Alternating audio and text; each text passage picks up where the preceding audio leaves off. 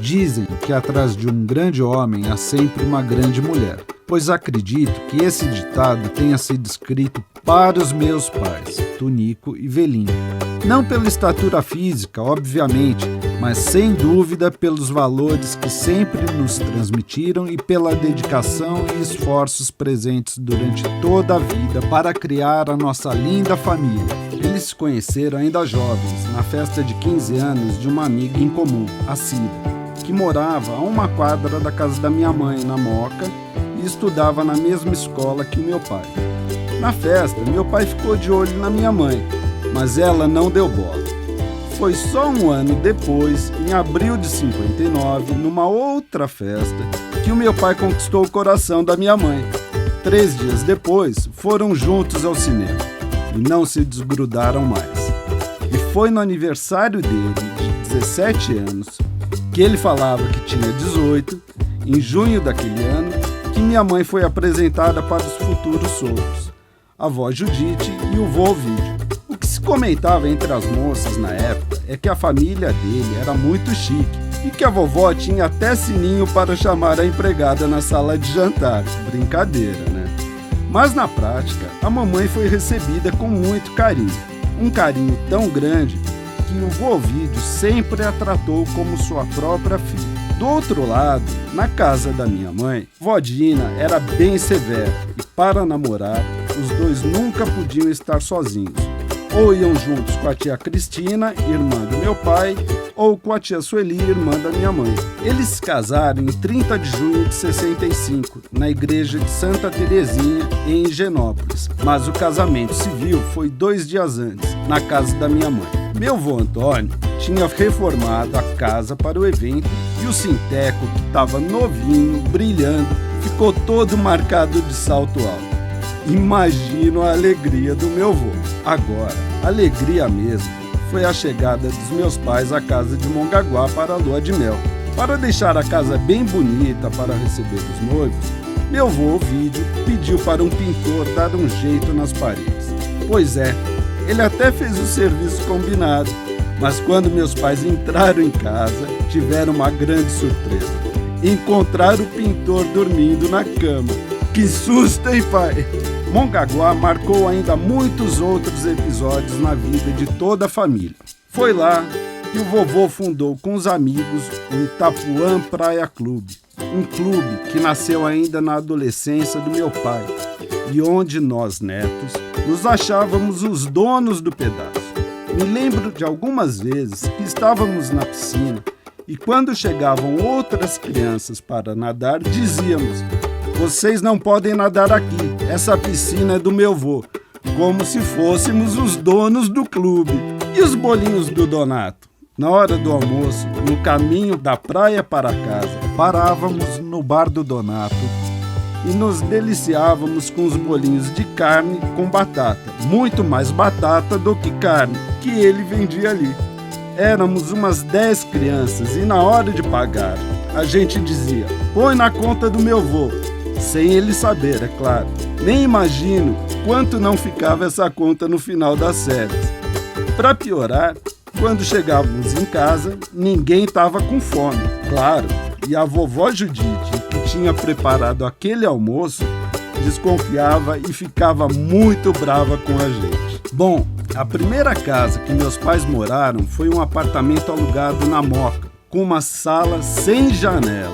Os filhos só começaram a chegar 2 anos depois. Eu primeiro, em 67, ainda na Moca, mas logo depois nos mudamos para Moacir, em Moema. E depois, já na casa de Jardim Alice, nasceram em 72 a Gude e um ano depois o Zé. Com 10 anos de casado, os dois fizeram uma merecida viagem, a primeira para o exterior. Foram para Bariloche, onde viram a neve pela primeira vez e curtiram juntos o friozinho argentino no hotel Jau Jau. E lembra aquela vez, pai, que você foi para Ponta Porã, no Paraguai? Quando voltou, veio todo orgulhoso mostrar o tênis que tinha comprado. Quando abriu a caixa, surpresa, ao invés de um par de tênis, 2 pés esquerdos. Isso é que eu chamo de um legítimo tênis paraguaio. As viagens realmente marcaram a vida de toda a família. Foi também através do vovô e da vovó Judite que passamos a viajar para a Soledade, em Minas Gerais. As férias eram uma grande farra por lá. O vovô queria fazer um gramado na casa, mas a Gude, o Zé, eu e todos os primos simplesmente não deixávamos.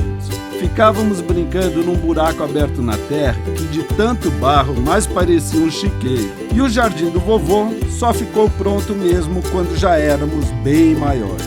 Muitas vezes saíamos também para passear de Maria Fumaça na estrada de ferro que liga Soledade a São Lourenço. Mas o que gostávamos mesmo de fazer era ficar chocando o trem no pátio de manobra. Pulávamos da estação para o trem, do trem para a estação. Uma baita farra, muito perigoso, mas graças a Deus ninguém nunca se machucou.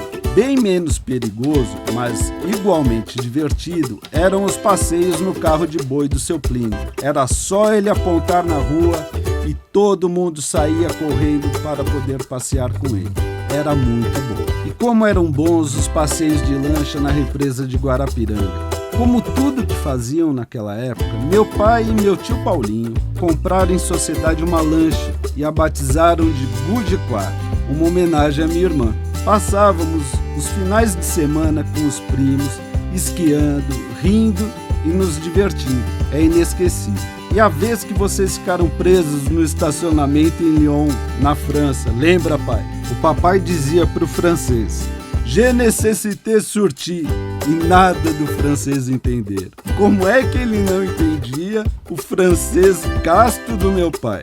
E vocês não conseguiam parar de rir. E a viagem do Chile com o tio Sidney e a tia Cristina, a do Canadá, Europa, Califórnia, quando completaram 25 anos juntos, as idas cada vez mais frequentes à Flórida. Não posso deixar de falar do Guarujá, onde as férias marcaram tantos momentos de amizade com amigos tão especiais. É bem verdade que às vezes o consumo de bebida alcoólica passava um pouco do limite e a mamãe se cansava. O almoço, que ela deixava pronto umas 3 da tarde, às vezes só era servido às 8, porque os maridos ainda estavam na praia tomando uma cervejinha.